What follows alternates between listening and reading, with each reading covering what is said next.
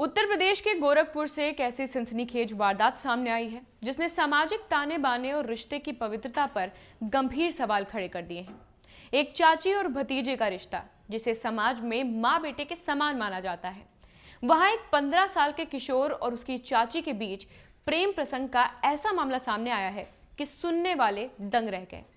मामला सिर्फ अफेयर तक सीमित नहीं रहा, बल्कि दोनों ने घर से भागकर शादी करने की पूरी प्लानिंग कर रखी थी। आखिर कैसे शुरू हुई ये कहानी, पुलिस के सामने उन दोनों ने क्या क्या कहा, आइए समझते हैं पूरा मामला इस वीडियो में।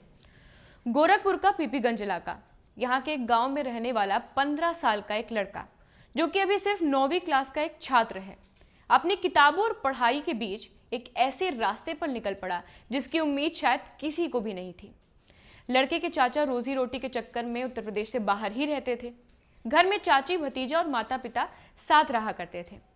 दिन भर की बातचीत और साथ रहने के दौरान चाची और भतीजे के बीच नजदीकियां बढ़ने लगती हैं। क्योंकि ये रिश्ता खून का था और सम्मान का था, इसीलिए किसी को जरा से भी भनक नहीं लगती। घंटों तक साथ में बैठ के बात करते थे। लेकिन इसी घर में 4 दीवारी के भीतर एक अवैध प्रेम कहानी लिखी जा रही थी। कहानी में मोड़ आया 26 जनवरी को, जब पूरा देश गणतंत्र दिवस मना रहा था।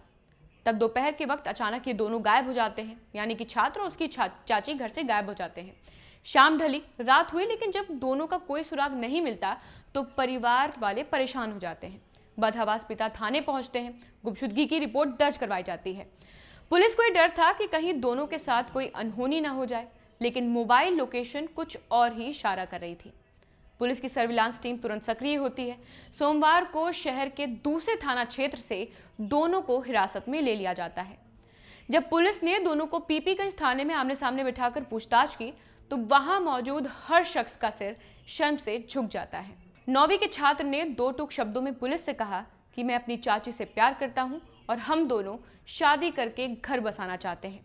उधर चाची ने भी बिना किसी हिचकिचाहट के भतीजे के साथ रहने और शादी करने की हामी भर दी।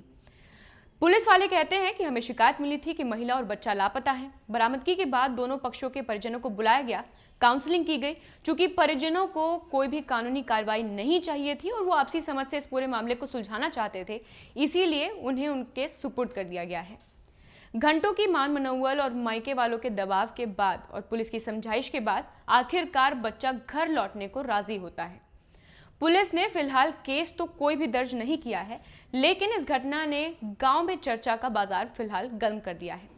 सवाल यह है कि क्या 15 साल की उम्र में इस तरह के भटकाव के लिए सिर्फ किशोर ही जिम्मेदार है या फिर पारिवारिक मूल्यों में कहीं कोई कमी रह गई। फिलहाल आप देखते रहिए न्यूज़ 11 भारत तमाम अपडेट्स के लिए।